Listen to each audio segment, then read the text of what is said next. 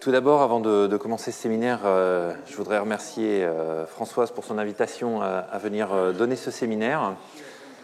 C'est un petit peu un retour aux sources, puisque donc, je appartiens au laboratoire Astroparticules et Cosmologie, APC, qui est donc voisin. On est sur le campus des Grands Moulins. Et l'APC, en fait, est l'évolution du laboratoire de physique corpusculaire et de cosmologie du Collège de France, donc qui a fusionné avec d'autres entités. Ah, pardon, oui. Qui a fusionné avec d'autres entités pour créer ce laboratoire un petit peu à l'interface entre astrophysique, physique des particules, etc. Donc dans cet exposé, donc ça se veut un complément du cours que vient de vous faire Françoise. En fait, on va parler d'interaction entre trous noirs et étoiles, mais cette fois-ci sur un rapport de masse un peu plus égalitaire, hein, où le trou noir et les étoiles vont avoir des masses on va dire du même ordre de grandeur. Et donc ce sont des systèmes qu'on appelle des systèmes binaires X arrêt à trou noir. Donc je vais me cantonner à cet aspect-là. Parmi ceux-là, donc, je vais faire une brève revue observationnelle, vous présenter un petit peu comment est-ce que ce qu'on en connaît de ces systèmes, et puis insister sur un point que Françoise a déjà évoqué, la présence en fait d'oscillations quasi-périodiques, donc des QPO, c'est l'acronyme en anglais, qu'on observe en fait dans les écoulements près des trous noirs stellaires, mais également, comme vous l'avez vu, près des trous noirs supermassifs.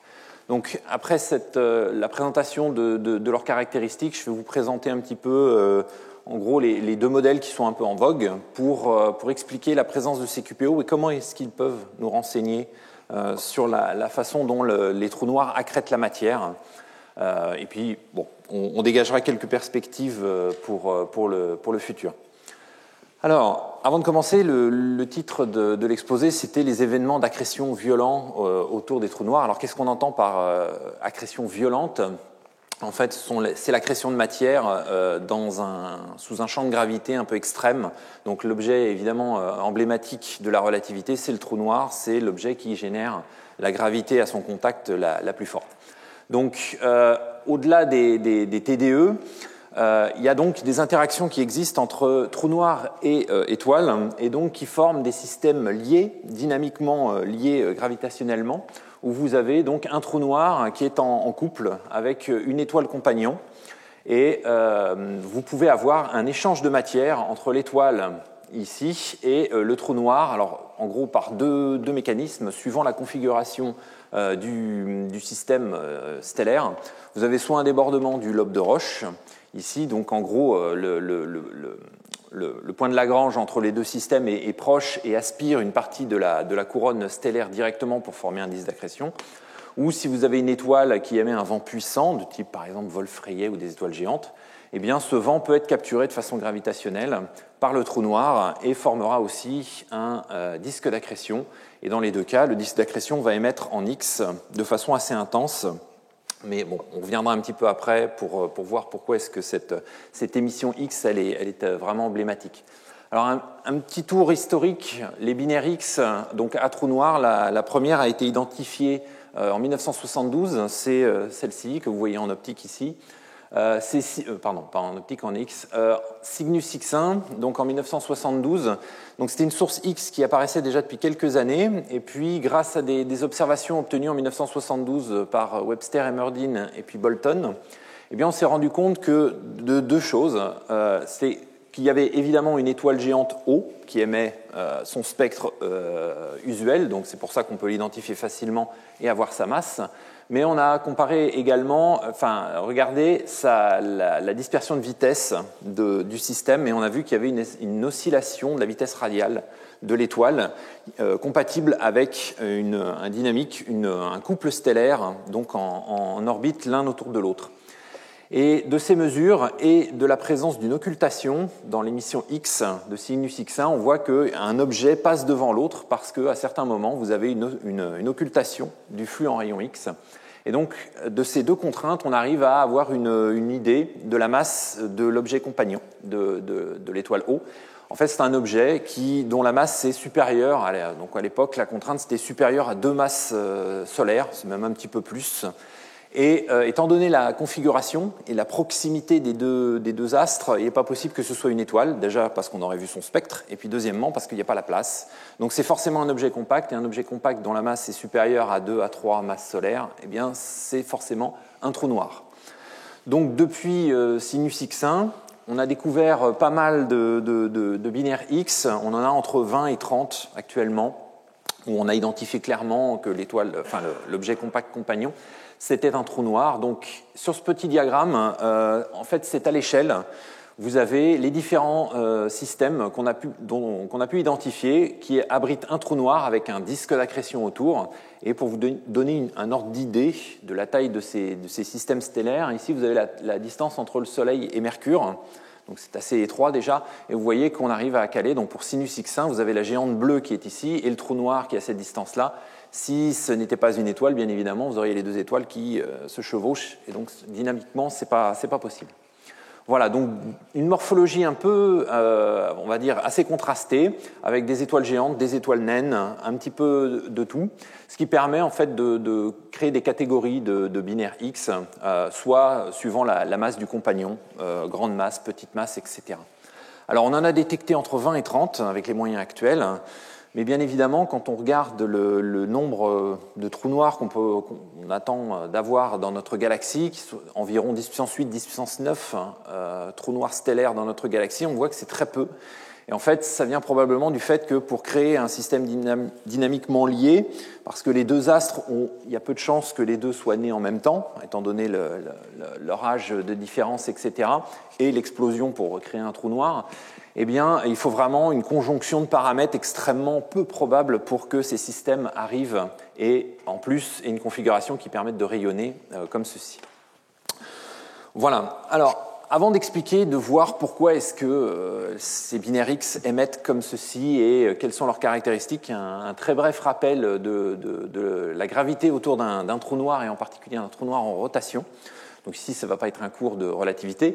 Comme vous l'a rappelé Françoise, un trou noir, en fait, c'est on va dire la gravité autour du trou noir est définie par seulement deux paramètres, sa masse et son spin.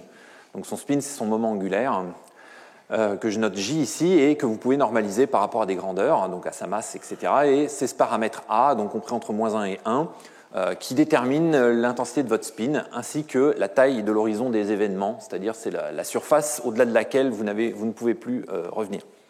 Donc autour du trou noir, en particulier des trous noirs en rotation, vous avez une zone un petit peu spéciale qui s'appelle l'ergosphère. C'est une zone où la gravité du trou noir change radicalement par rapport à la prédiction newtonienne, c'est-à-dire que l'espace-temps lui-même est en rotation, emmené par la masse du trou noir. Et dans cet espace, pour un observateur qui est à l'extérieur, la matière est forcée de tourner dans le même sens que le trou noir, parce que la vitesse d'échappement pour remonter, on va dire, dans l'autre sens, serait plus grande que la vitesse de la lumière. Donc ça, c'est un effet dit de lens steering.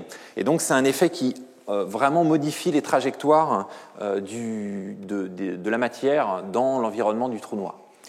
Alors, ce qu'il faut savoir, c'est que la relativité générale, ça prédit la gravité de tout le trou noir en tout point, mais que si on compare à la gravité newtonienne, en fait, les vraies différences apparaissent relativement proches du trou noir. On va dire qu'au-delà de 10 rayons gravitationnels du trou noir, vous retrouvez avec une assez bonne approximation les lois de Newton, et que donc, vraiment, si vous voulez voir un effet relativiste, il faut vraiment se concentrer près du trou noir. Or, il y a un effet quand même qui est important, et on l'a déjà évoqué ici. Les orbites circulaires autour des trous noirs sont stables jusqu'à une certaine proximité avec le trou noir, et ce rayon de limite, qu'on appelle donc l'ISCO pour Inner Stable Circular Orbit, RISCO, il dépend du spin du trou noir. Et si vous êtes en deçà de 6 rayons gravitationnels, un spin nul, vous n'aurez plus de trajectoire stable. Si vraiment vous avez un trou noir extrême de Kerr, vous pouvez vous approcher jusqu'à l'horizon des événements à RG. Mais ce qui est important de savoir, c'est que les disques d'accrétion autour des trous noirs ont donc forcément un bord interne. Il y a une coupure assez franche qui va se produire puisque toute la matière en deçà tombe trop rapidement et ne peut plus se maintenir en équilibre. Donc ça, c'est vraiment la différence avec les autres disques d'accrétion que vous pouvez trouver en astrophysique, que ce soit les disques protoplanétaires ou autres. C'est que vous avez vraiment un trou, une limite dynamique au bord interne de ce trou noir. Alors à la suite de la découverte en particulier de Cygnus X1, vous avez différents auteurs qui ont participé à élaborer la théorie qui permet de décrire l'écoulement d'accrétion et le disque d'accrétion autour de lui, autour du trou noir. En particulier, Shakura et Zunayev, 1973, c'est un papier qui fait date, qui a proposé donc un modèle de disque d'accrétion. Donc ici, ça c'est dans le papier original, vous avez une coupe. Donc ici, vous avez le trou noir qui est quelque part ici, avec son axe de rotation. Et puis, vous avez le disque d'accrétion, qui est comme ceci, en rotation. Avec, évidemment, pour un trou noir de Schwarzschild, vous avez ici la dernière orbite stable. Donc, dans cette vision, en gros, vous avez un disque qui est en rotation différentielle, c'est-à-dire que suivant le rayon, vous n'avez pas la même vitesse de rotation. Et la vitesse de rotation est telle que vous permettez d'avoir un équilibre entre la gravité qui attire la matière et la force centrifuge qui contrebalance cette matière. Et donc, c'est ça qui définit ce qu'on appelle un profil keplérien de rotation. Alors évidemment, le gaz, qui est probablement magnétisé s'il est un peu chaud, a toutes les chances de provoquer de la turbulence parce que c'est un gaz qui est vraiment en mouvement différentiel. Et donc vous avez une interaction d'anneau en anneau, vous avez de la turbulence qui permet de dissiper l'énergie cinétique et de transférer le moment angulaire vers l'extérieur du disque. Donc c'est ça qui permet l'accrétion, le transfert de moment angulaire qui permet de faire tomber la matière. Et quand on fait le bilan d'énergie de ce gaz, donc en rotation, eh bien, ça permet de prédire en fait la température du gaz en fonction du rayon auquel vous êtes. Et mis dans ces unités, vous voyez qu'à la dernière orbite stable, par exemple, d'un trou noir de Schwarzschild, et pour un trou noir de masse environ un trou noir de masse stellaire, on va dire l'ordre de grandeur, c'est 10 masses solaires, eh bien vous voyez que la température du gaz, si je le traduis en électronvolts, c'est aux environs de quelques kiloélectronvolts. C'est une température, si vous prenez un corps noir, comme c'est probable donc dans ces disques assez denses, eh bien vous obtenez une température qui culmine dans les rayons X. Et donc, ce qui explique pourquoi est-ce que les disques d'accrétion près des trous noirs, en particulier les trous noirs stellaires, émettent en X assez fort, voire même en X dur.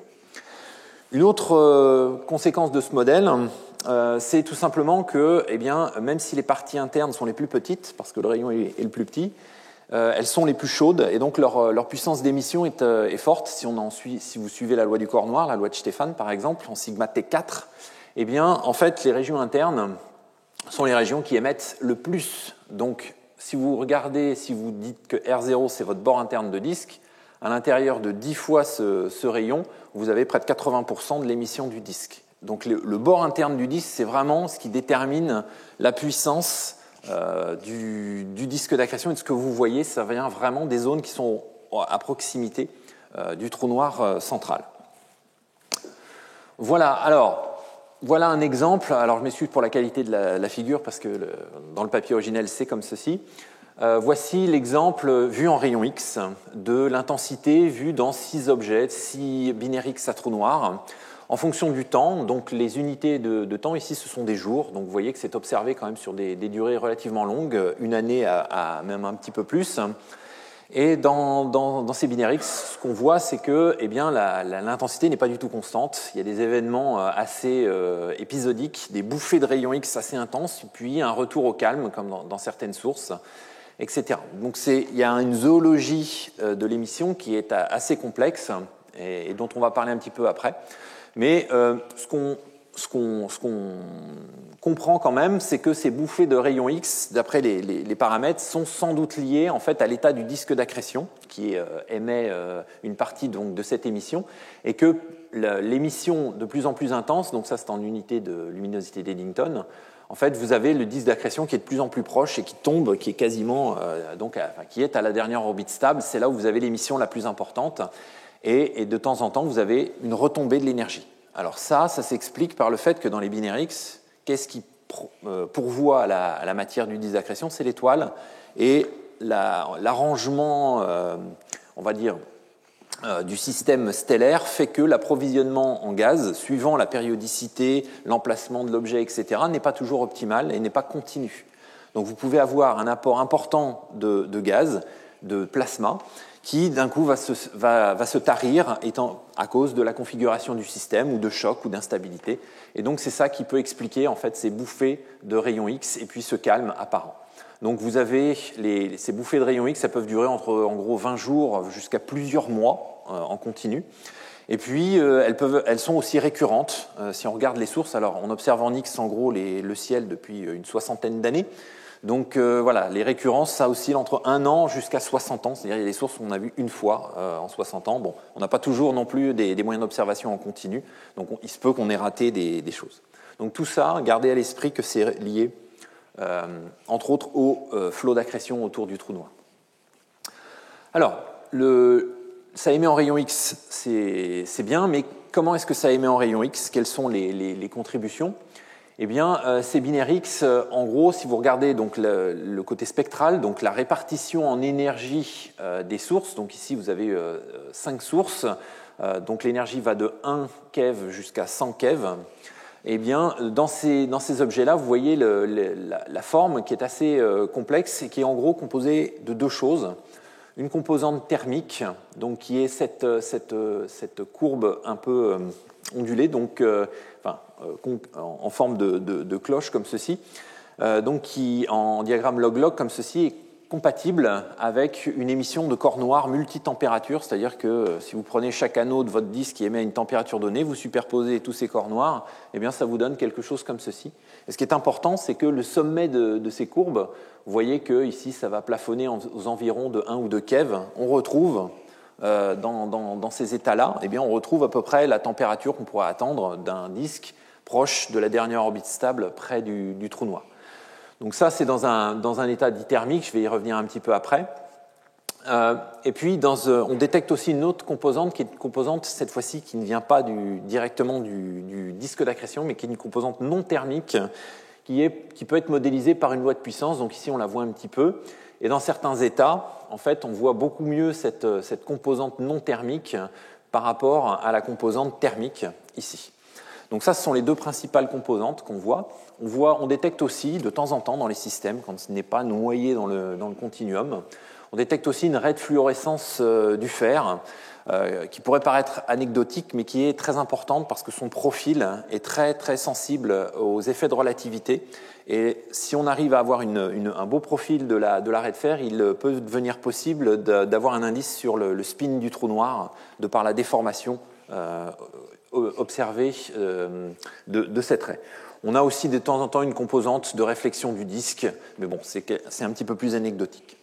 Donc ça, c'était la répartition en énergie. Maintenant, si on regarde la répartition en fréquence, c'est-à-dire vous prenez l'intensité puis vous en faites la transformée de Fourier, eh bien, on l'a déjà évoqué, les spectres en fréquence, vous voyez qu'apparaissent des pics un peu caractéristiques qu'on appelle donc des oscillations quasi-périodiques, c'est-à-dire c'est des fréquences surreprésentées. Il y a un phénomène donc, qui oscille à cette fréquence-là. Et vous voyez que dans ces cas-là, donc la fréquence oscille entre 1 et 10 Hz dans ces sources-là. Alors, on a identifié dans les systèmes donc binaires X à trou noir 2 types de QPO.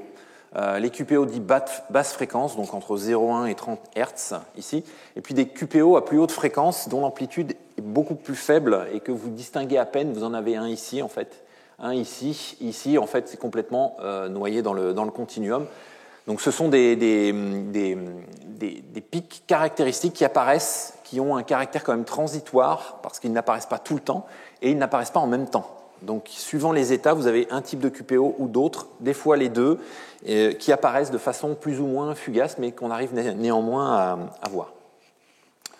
Alors, pour continuer dans la description de ces objets, on a, dans la communauté astrophysique, il y a des efforts qui sont faits pour essayer de classifier un petit peu les états de la source, pour essayer de comprendre quel est ce qui se passe dans ces systèmes-là. Alors, il y a une première approche pour classifier ces systèmes, c'est de regarder plutôt les paramètres spectraux, donc ce que je vous ai montré, c'est-à-dire la répartition en énergie et en fréquence. Et en gros, donc ça c'est une classification qui a été proposée par Rémillard et McClintock, qui, on va dire, identifie 3 états principaux. Un état dit thermique, donc l'état thermique c'est celui-ci, vous voyez une grosse dominance du corps noir, du disque, avec un petit peu de contribution non thermique. Un état dit donc dur, dominé par les rayons X, donc c'est ici, vous voyez que l'émission principale vient de la loi de puissance, ici. Et puis un état encore plus haut en intensité, c'est l'état steep power law, donc une loi de puissance un peu inclinée ici, mais qui monte quand même au-delà de 100 keV en émission, donc c'est assez fort. Et puis donc dans ces systèmes, vous avez donc la présence donc de QPO, en particulier donc dans l'état hard. Ici, on peut arriver à voir ici un QPO basse fréquence, et puis dans l'état ici steep power law, vous avez donc des QPO basse fréquence, mais également des QPO haute fréquence qui peuvent apparaître. Voilà. Donc il y a beaucoup d'états intermédiaires qui font la transition entre ces états-là, mais qui ne sont pas encore bien caractérisés. La deuxième classification, c'est une approche plus observationnelle, plus liée, on va dire, aux résultats bruts, qui se base cette fois-ci sur une corrélation entre l'intensité vue en X, donc l'intensité globale sur toutes les énergies, en fonction de la dureté du rayonnement X. C'est-à-dire on fait le rapport entre les X dits durs à haute énergie sur les X mous à plus basse énergie. Et donc c'est un diagramme qui a été conçu en regardant la source, qui est vraiment un cas d'école, je vous brièvement la montrer après, qui est GX 339. Et donc dans ce diagramme, donc intensité et dureté, vous avez le cheminement de la source qui fait son chemin et qui fait, on va dire, quelque chose de relativement cyclique, mais pas forcément à vitesse constante. Donc il faut toujours garder ça à l'esprit. Donc suivant les auteurs, c'est un diagramme en forme de la lettre Q ou carrément en diagramme en tête de tortue, suivant les goûts et les couleurs. Donc ce HID pour Hardness Intensity Diagram, donc qui a été proposé par Fender, Belloni et Gallo, tend à vouloir donc expliquer et pouvoir localiser la source en fonction donc de ces paramètres. On retrouve bien évidemment une partie des états de la classification précédente. Donc par exemple l'état hard se trouvera ici, l'état thermique ici, et puis l'état très haut, le steep power law, que vous trouverez ici un petit peu au milieu. Et ça permet aussi de relier à la présence éventuelle de jets, parce que vous avez aussi de l'émission de jets qui peuvent être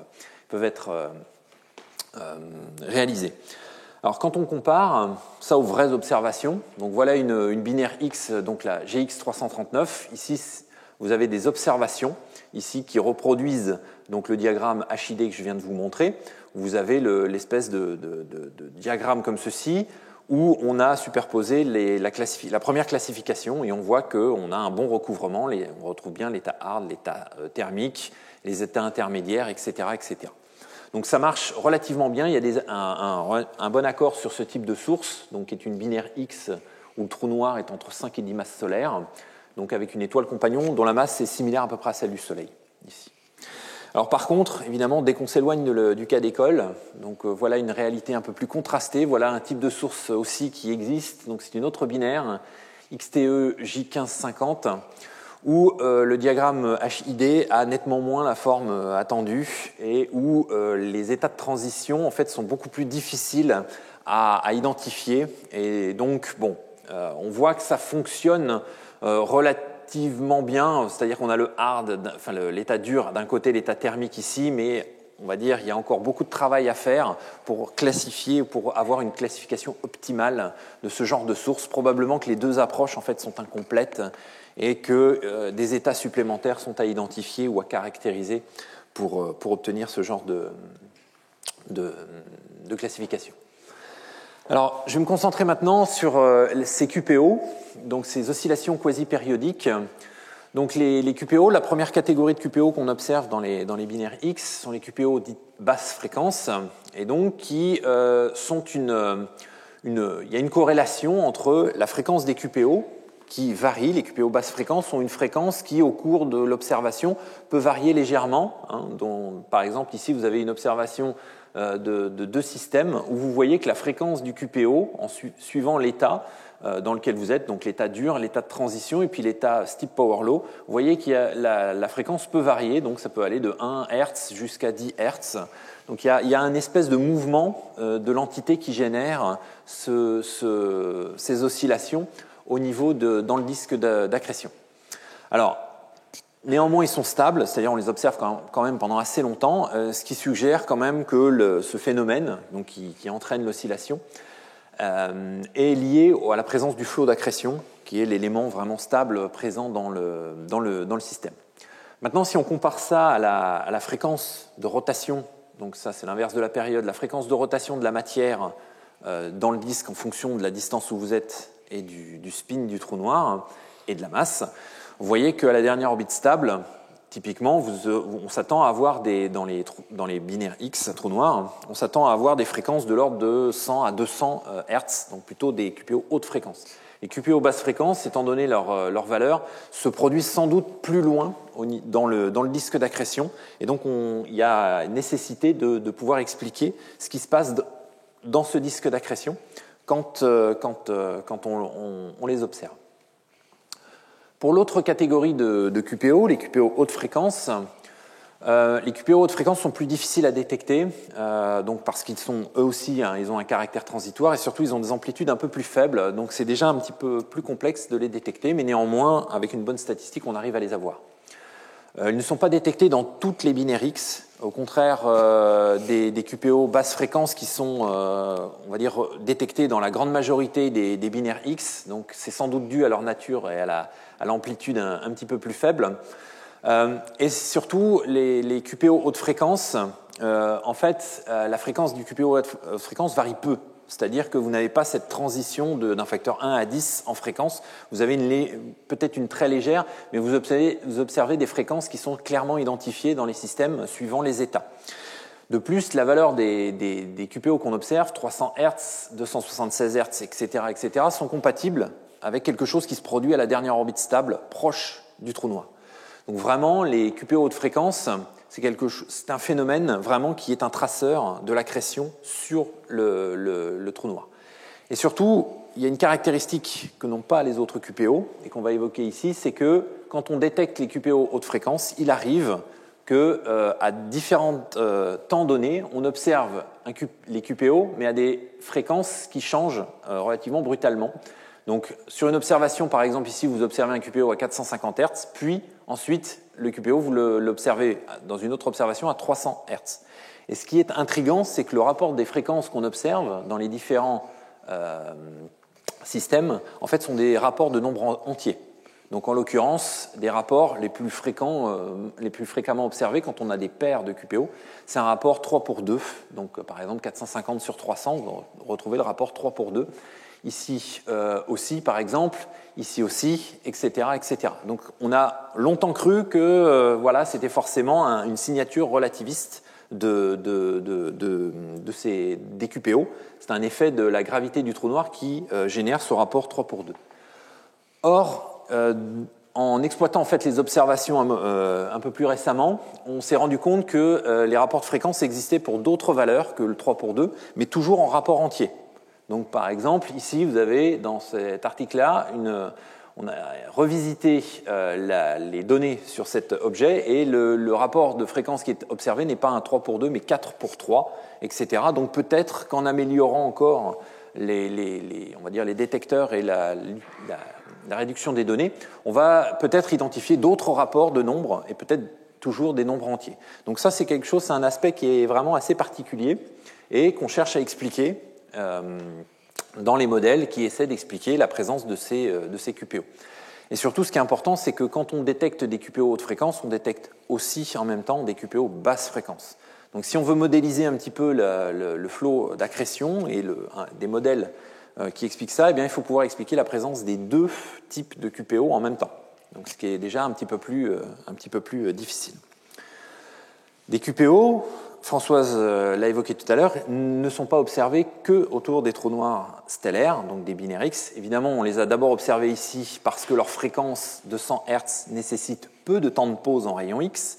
Un rayon X, évidemment, étant donné la nature des rayons X, vous ne pouvez les observer que sur des satellites. Vous ne pouvez pas les observer avec des télescopes puisque les rayons X ne suivent pas les lois de l'optique géométrique. Donc vous avez des détecteurs et les détecteurs ont un temps limité d'observation pendant leur campagne. Donc c'est pour ça qu'on a d'abord observé ces QPO, mais évidemment, des QPO, on en observe maintenant aussi autour des trous noirs supermassifs, Alors, je vous cite deux exemples. Il y a un des exemples qui a déjà été cité par Françoise, mais par exemple, le premier exemple ici, en fait, c'est autant que je me souvienne, dans une galaxie de Seyfert. En regardant le flux en X de cette galaxie, eh bien, les auteurs, donc Garlinski et al., se sont rendus compte, en faisant la transformée de Fourier, donc de l'intensité, de la présence d'un fort QPO, d'une fréquence dominante du processus, qui cette fois-ci est proche, ici, de 10 puissance moins 4 Hz, donc on est en dessous du millihertz. Donc c'est quelque chose de beaucoup plus basse fréquence que ce qu'on observe dans les binaires X. Bien évidemment, ici, on n'est pas autour d'un trou noir stellaire, on est autour d'un trou noir supermassif. Et si vous prenez la courbe, la fonction que je vous ai montrée précédemment ici, qui vous donne la fréquence d'oscillation de la matière, eh bien, quand on reporte la fréquence du fondamental, donc de ces QPO, en fonction des objets, vous voyez qu'ils suivent une loi, et qui est une loi en 1 sur la masse du trou noir. Alors ça, c'est vrai si les trous noirs ont des spins qui sont pas trop loin.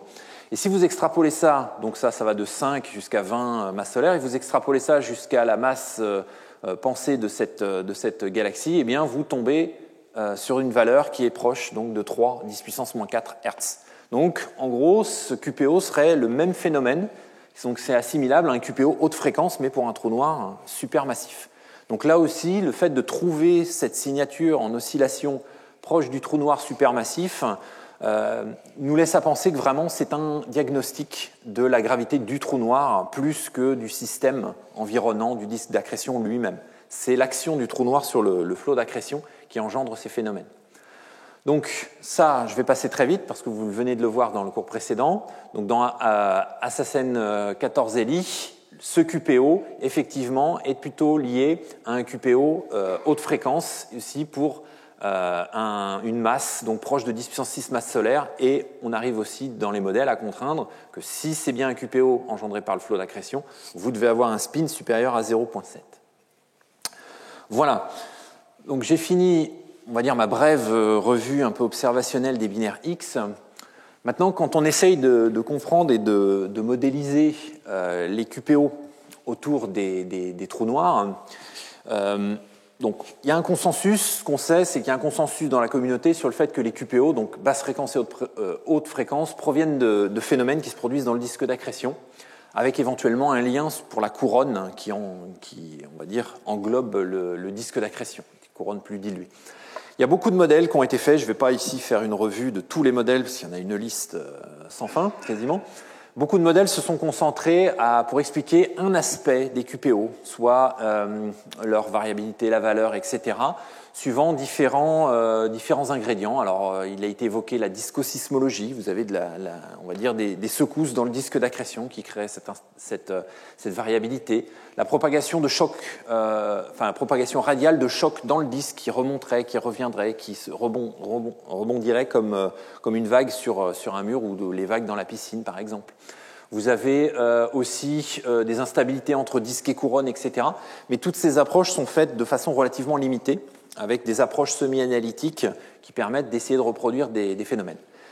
Maintenant, la modélisation de ces phénomènes et de ces systèmes de façon globale se fait, on va dire maintenant, sous un aspect plus numérique qui permet d'envisager des systèmes et des configurations plus complexes que ne le permettent les systèmes semi-analytiques. Et donc, pour modéliser ça, bien évidemment, eh bien, on a besoin d'utiliser des techniques de calcul qui ne sont plus les techniques de calcul simples que vous pouvez faire sur votre ordinateur. On a besoin de machines et surtout de techniques de haute performance. C'est là où la recherche, en fait, rejoint le calcul numérique haute performance que vous pouvez trouver dans d'autres domaines de recherche plus industriels, etc. Donc, il faut incorporer dans ces simulations numériques, bien évidemment, l'effet du trou noir en relativité générale sur le plasma, mais il y a un autre effet qui souvent est un petit peu écarté, c'est que votre plasma, il va être soumis à la gravité du trou noir, il va rayonner, mais la lumière elle-même qui est rayonnée va être soumise à la gravité du trou noir, et ça on le sait depuis les observations d'Eddington en 1919, qui ont confirmé une prédiction de la relativité générale sur le déplacement de l'image des étoiles lors d'une éclipse de soleil. Donc il y a ces deux aspects qui vont devoir être pris en compte. Alors, je vais rapidement vous présenter en gros les deux modèles, les deux approches qui actuellement sont sujettes à des simulations et à des tentatives d'explication. Donc il y a le premier modèle dont je vais parler, ce sont les disques inclinés par rapport aux trous noirs, qui permettraient d'expliquer les QPO basses fréquences en particulier. Et puis le deuxième modèle sur lequel je vais détailler un petit peu plus, c'est l'instabilité par onde de Rossby, donc à la dernière orbite stable des trous noirs, et l'implication qu'on peut avoir de la présence de ces mécanismes. Bref, comme je l'ai dit, ces modèles font intervenir une modélisation de magnétohydrodynamique en relativité générale, donc je ne vais pas vous infliger les équations de la MHD en relativité générale, mais sachez néanmoins que vous devez prendre en compte donc, ces grandeurs, c'est la description complète de la relativité dans les équations, et ce qui nécessite donc l'emploi. Maintenant, toutes les simulations, on va dire, à l'état de l'art dans ce domaine-là se font uniquement maintenant sur supercalculateurs nationaux, etc., font l'objet de millions d'heures de calcul pour arriver, par exemple, à modéliser l'interaction, ici c'est juste un exemple, d'un tore de matière avec un trou noir et la création de jets de matière. Donc ça nécessite quelques centaines de milliers, voire quelques millions d'heures de calcul sur quelques milliers de processeurs pour arriver à ce genre de choses-là. Alors le premier modèle dont je vais vous parler, c'est le modèle des disques inclinés par rapport à l'axe de rotation du trou noir. Parce que dans l'image un petit peu d'Épinal, je dirais, du disque d'accrétion, on suppose instinctivement que le disque d'accrétion est dans le plan perpendiculaire au trou noir. Or, dans une configuration en particulier pour les binaires X, on va dire l'agencement entre l'étoile et l'axe du trou noir n'est pas forcément toujours bien aligné, du moins au début. Donc, vous pouvez avoir de la matière de l'étoile qui tombe vers le trou noir, mais pas dans le plan équatorial du trou noir, mais dans un axe un peu incliné. Et quelle est la réaction de la gravité du trou noir sur le disque? Est-ce que le disque va résister? Donc, c'est l'objet de ces simulations à grande échelle où vous prenez un disque d'accrétion, où initialement, vous le penchez d'un certain angle. Alors là, dans les simulations que je vais vous présenter, le disque est penché de 60 degrés par rapport au plan équatorial. Et vous regardez ce qui se passe. Est-ce que le disque résiste? Et la réponse est non, le disque ne résiste pas. Pourquoi? Parce que dans le voisinage très proche du trou noir, donc typiquement jusqu'à 10 rayons de Schwarzschild, vous avez un phénomène qui s'appelle le phénomène de réalignement de Bardeen-Peterson, qui est dû à la présence, en gros, l'action de l'ergosphère et de son voisinage immédiat, où l'entraînement de l'espace-temps, quelque part, force la matière à se réaligner dans le plan équatorial du trou noir. Les parties externes, elles, étant donné que cet effet décroît très rapidement avec la distance, les parties externes ne sont pas soumises à cet effet, c'est un effet extrêmement faible, ce qui fait que ça a tendance, en fait, à à disloquer le disque d'accrétion en plusieurs disques orientés de façon un petit peu aléatoire. Enfin, pas aléatoire, mais on va dire décoordonnée. Donc ici, c'est une coupe, la simulation est 3D. Vous avez une coupe dans le plan, dans un plan comme ça, où vous avez le trou noir au centre, et vous voyez que, donc initialement, le disque était incliné comme ceci, et vous voyez que la partie centrale du disque est complètement réalignée pour, à la fin, complètement être disloquée des parties externes. Donc c'est vraiment ce qu'on appelle de l'accrétion violente, c'est-à-dire vous détruisez, vous coupez en morceaux votre disque d'accrétion, et l'idée c'est que vu que la précession de ces disques n'est pas dans le même axe, vous pouvez avoir des effets d'occultation, et donc des effets de fluctuation du rayonnement. Alors, dans ces simulations, qui sont déjà magnifiques, il n'y a pas encore de prise en compte des termes de l'émission radiative, donc il n'y a pas de diagnostic encore véritable, qu'est-ce qu'on peut voir réellement. Donc ça, c'est juste une autre vue, cette fois-ci 3D du disque une fois disloqué. Ce qui est intéressant à voir, c'est que ces disques, malgré la dislocation et l'événement un peu brutal, le disque continue à émettre en fait des jets de matière qui eux-mêmes, étant donné la précession du disque interne, vont entrer dans un mouvement de précession. Donc c'est un mécanisme qui est aussi important quand dans d'autres systèmes, vous pouvez avoir de la précession, comme par exemple des galaxies que vous voyez avec le jet qui vous arrive dessus, donc de type blazar, où vous pouvez avoir une certaine précession qui pourrait expliquer de la variabilité ou contribuer à la variabilité de ces systèmes. Donc c'est quelque chose qui peut même dépasser le cadre des binaires X. Alors pour voir mieux, j'ai récupéré donc auprès de l'auteur principal Matthew Liska une vidéo de la simulation. Alors allons-y. J'espère que ça démarre. Voilà. Donc vous avez le disque qui initialement est penché et vous voyez que très rapidement la partie interne du disque donc est disloquée. Ça c'est juste la coupe ici au niveau du plan 0,0. Et vous voyez que dans le temps, vous voyez la partie externe du disque va rentrer doucement en précession, commence à tourner doucement, avec une partie centrale du disque qui, elle, est en précession un peu plus rapide, ici. Et donc, la différence entre ces deux parties de disque, les auteurs pensent que ceci peut expliquer, en particulier, les QPO basse fréquence. Pourquoi ? Parce que la dislocation intervient non pas à la dernière orbite stable, mais un peu plus loin, vers 10-15 rayons gravitationnels, qui est plutôt la fréquence qu'on trouve pour les QPO basse fréquence.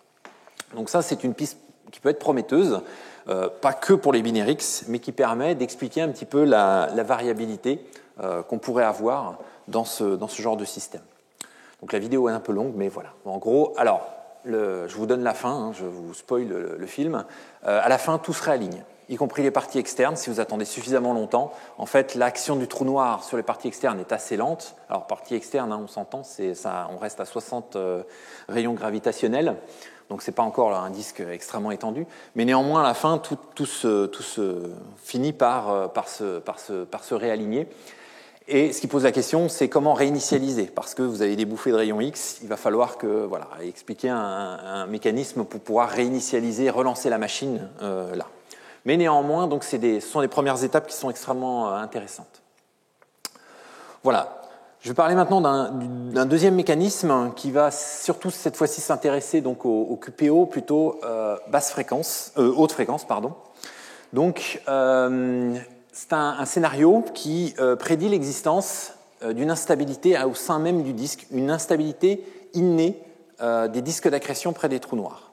Alors, innée, elle fait appel à une instabilité qu'on appelle l'instabilité par onde de Rossby. Alors, en anglais RWI, l'acronyme Rossby Wave Instability, c'est une instabilité que vous connaissez tous, si vous regardez la météo, puisque c'est une instabilité qui se produit dans tous les fluides, qu'ils soient hydrodynamiques ou magnétisés, et en rotation différentielle. Rotation différentielle, c'est-à-dire qu'une vitesse de rotation qui n'est pas la même en fonction du rayon. Alors ça arrive bien évidemment dans les disques d'accrétion, vous avez une vraie rotation différentielle, mais ça arrive aussi dans les atmosphères planétaires, comme sur Terre, où vous avez, en fait, en fonction de la latitude, vous n'avez pas la même vitesse de rotation étant donné la rotation de la Terre. Et donc c'est ce qui est à l'origine de la création des cyclones que vous pouvez voir, ça crée des tourbillons, les tourbillons de Rossby, dans ces phénomènes-là. C'est aussi ce qui est à l'origine de la grande tache rouge de Jupiter. Donc c'est un phénomène auto-entretenu, cette instabilité de Rossby, c'est ça qui peut créer ces anneaux, parce que Jupiter ayant un rayon significatif, vous avez vraiment une rotation différentielle assez marquée au niveau de l'atmosphère ici. Et puis c'est aussi ce qui peut contribuer à la présence des bras spiraux dans les galaxies, puisque si vous considérez que votre galaxie c'est un fluide de gaz et d'étoiles, eh bien vous pouvez avoir donc ça peut contribuer à la présence de ces choses-là. Alors si on en revient au disque d'accrétion, pourquoi est-ce que dans le disque d'accrétion près des trous noirs, ça va se déclencher ? Alors, un peu de mathématiques, on va s'arrêter là. Le critère pour que l'instabilité de Rossby se déclenche, c'est tout simplement qu'une grandeur qu'on appelle la vortensité, donc c'est un mélange de vortex et de densité, qui est en gros ce qu'on appelle le rotationnel de la vitesse, divisé par la densité, la masse de surface, densité de surface du disque. Si cette grandeur-là connaît un extrémum, c'est-à-dire un maximum ou un minimum, eh bien vous pouvez déclencher l'instabilité de Rossby. Or, qu'est-ce qu'il faut pour avoir systématiquement ce critère vérifié ? Il vous suffit d'avoir un bord interne de disque. Donc, ce critère est toujours vérifié près de la dernière orbite stable ou du bord interne du disque d'accrétion près du trou noir. Donc ça, c'est intéressant parce que vous pouvez déclencher cette instabilité du moment où vous rentrez, où votre matière s'approche de cette dernière orbite stable. Et donc, la configuration des courbes de vitesse et le fait que la densité chute brutalement, vous vérifiez ça automatiquement. Donc on a modélisé ça dans des simulations en relativité générale. Et effectivement, dans les disques, qui présentent, donc ici c'est un cas un petit peu d'école, là vous avez l'horizon du trou noir, l'ergosphère, et vous voyez que la matière, proche de la dernière orbite stable, va déclencher cette instabilité qui va créer des surdensités qui tournent. Vous avez des tourbillons. Et surtout, ce qui est intéressant, c'est que l'instabilité de Rossby, quand elle sort, elle fait un nombre entier de tourbillons, de 1, 2, 3 jusqu'à l'infini. Le mode dominant, donc ce sont des modes dits azimutaux, qui sont repérés par un entier m, peuvent aller de 1 jusqu'à l'infini, théoriquement. Mais de savoir quel mode est dominant, ça par contre, ça ne dépend que des conditions locales de votre disque. Il n'est pas possible de le savoir à l'arrivée, parce que c'est un phénomène hautement non linéaire, et donc ce n'est pas possible de le savoir. Mais ce qui est intéressant, c'est que si vous avez plusieurs tourbillons qui tournent, vous pouvez, et qui finissent par fusionner, comme ça arrive dans la simulation, eh bien vous pouvez avoir, par exemple, si vous avez 4 ou 3 tourbillons principaux, une fréquence de 3 fois, puisque vous voyez 3 tourbillons qui oscillent, donc 3 fois la fréquence ici du fondamental, qui vont fusionner pour ensuite passer à 2, éventuellement à 1 et disparaître. Donc on retrouve l'intérêt pour expliquer la présence de paires, voire de plus de QPO.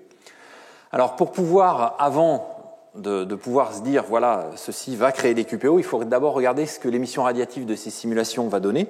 Et pour ça, eh bien, il y a une étape supplémentaire en relativité générale, c'est que vous devez prendre en compte l'effet de la gravité du trou noir sur la lumière produite par le disque d'accrétion. En particulier si celui-ci est penché, parce que la lumière qui provient de la partie qui est derrière le trou noir du disque d'accrétion doit passer au voisinage du trou noir et va donc avoir une trajectoire qui va être défléchie et voire même retardée, comme ça peut être montré. Si vous avez une inclinaison maximale, on peut montrer en fait qu'un photon qui est émis à un instant t pour un observateur à l'infini ici et un autre photon ici, au même moment ici, en fait, va arriver sur l'observateur avec presque une demi-période d'écart en termes de disco. Donc la relativité, ça va vous modifier. Donc ça, c'est la simulation que je vous ai montrée juste avant, en prenant un code de tracé de rayon.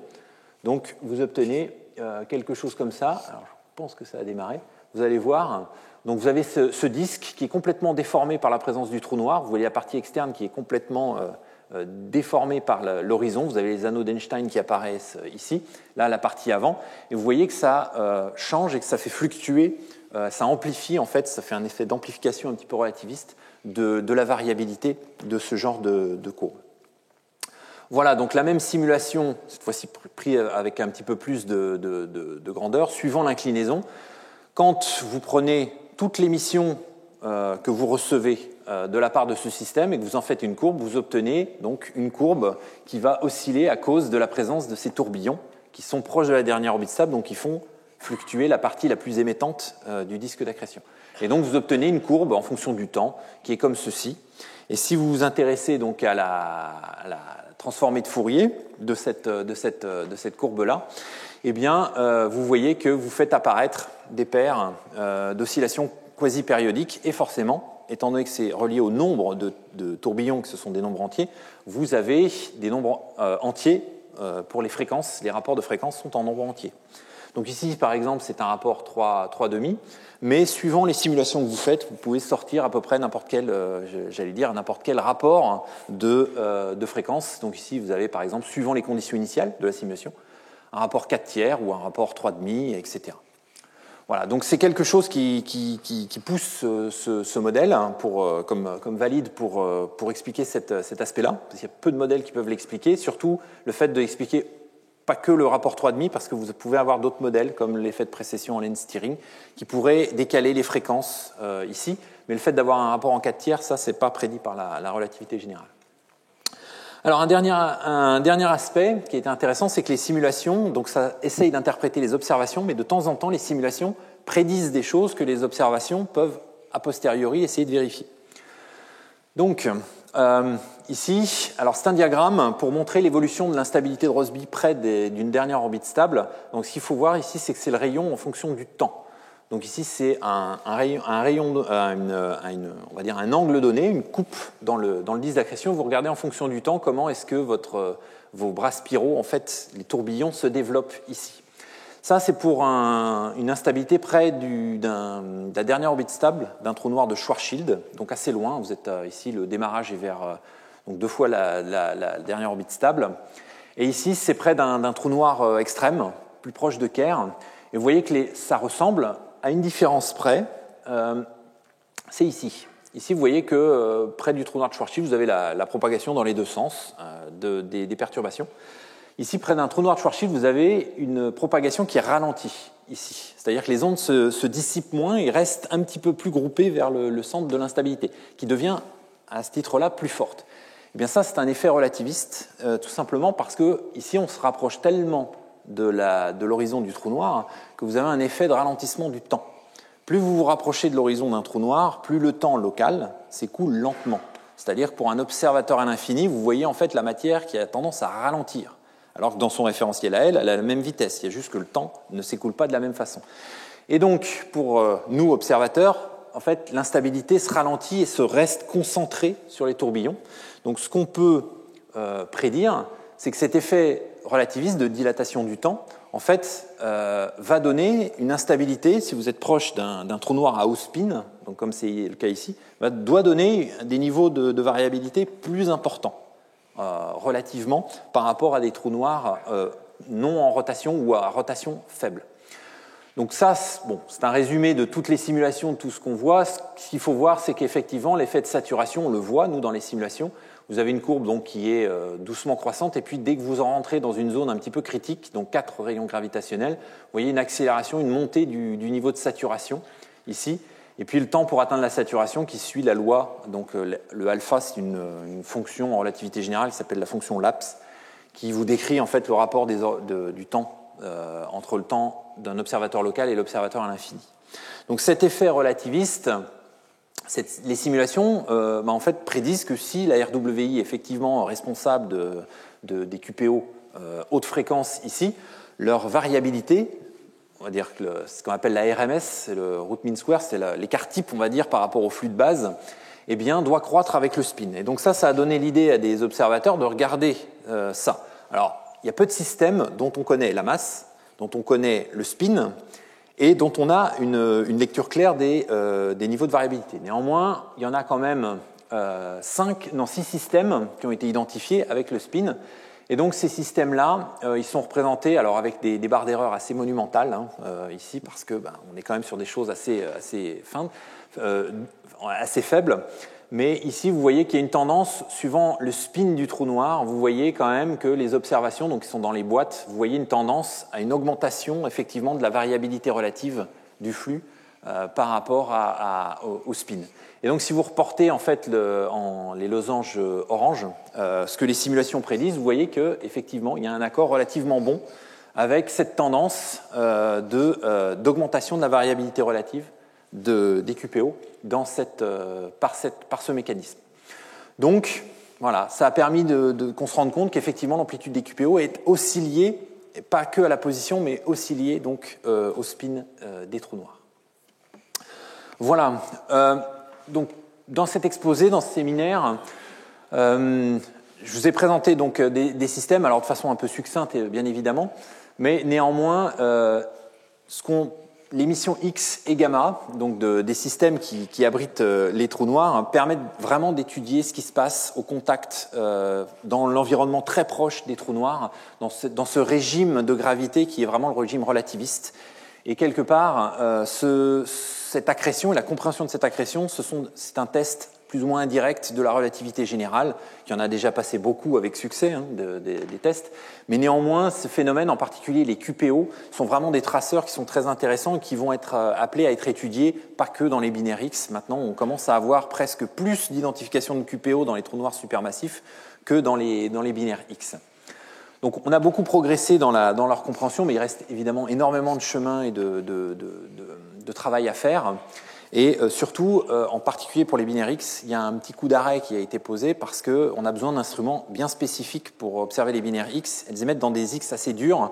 Et depuis 2006-2008, il n'y a plus d'instruments qui permettent d'observer dans les bonnes gammes d'énergie tout le comportement de ces binaires. C'est pour ça que ça a mis un petit peu un temps d'arrêt. Et on attend, donc NICER, c'est un nouveau satellite, a été lancé très récemment, donc devra apporter de nouveaux résultats qui vont permettre de complémenter ça. Et puis sous d'autres aspects, il y a d'autres satellites, donc plutôt à l'horizon 2030, c'est le satellite X Athena, qui devrait aussi pouvoir permettre de complémenter un petit peu cette approche. Donc, l'accrétion sur ces systèmes-là, c'est important parce que, évidemment, la façon dont la matière interagit avec le trou noir, on a besoin de comprendre ce que c'est, en particulier pour d'autres systèmes binaires de trous noirs, mais cette fois-ci de trous noirs au pluriel. Quand vous avez 2 trous noirs en rotation, on sait maintenant par la détection des ondes gravitationnelles que ces systèmes existent. Néanmoins, dans l'état actuel, on ne les détecte que quand ils fusionnent, par l'émission des ondes gravitationnelles. Donc, permettre et comprendre comment la matière, le gaz, permet d'être accrété par les trous noirs, va nous permettre de comprendre comment est-ce que la matière peut être accrétée par une binaire de trous noirs avant la fusion. Et on a l'espoir de pouvoir identifier avant la fusion ces systèmes au travers de leur émission électromagnétique par ces caractéristiques d'accrétion du type QPO, etc., etc. Et puis un dernier mot, alors cette fois-ci qui est encore plus on va dire enthousiasmant, c'est que ces environnements proches de trous noirs, ce sont de potentiels émetteurs d'astroparticules. C'est-à-dire que, au-delà de la fenêtre électromagnétique sur l'univers, vous avez d'autres fenêtres au travers des neutrinos de très haute énergie, des rayons cosmiques et bien évidemment maintenant des ondes gravitationnelles. On peut observer ces systèmes-là, on peut espérer les observer sous différents aspects. Et donc il y a vraiment beaucoup de physique multimessager qui va pouvoir être faite dans les décennies à venir sur ces systèmes-là parce que vous pouvez avoir la production de tous ces messagers au même endroit. Et donc on va essayer de comprendre et de contraindre l'astrophysique qui s'y déroule. Je vous remercie.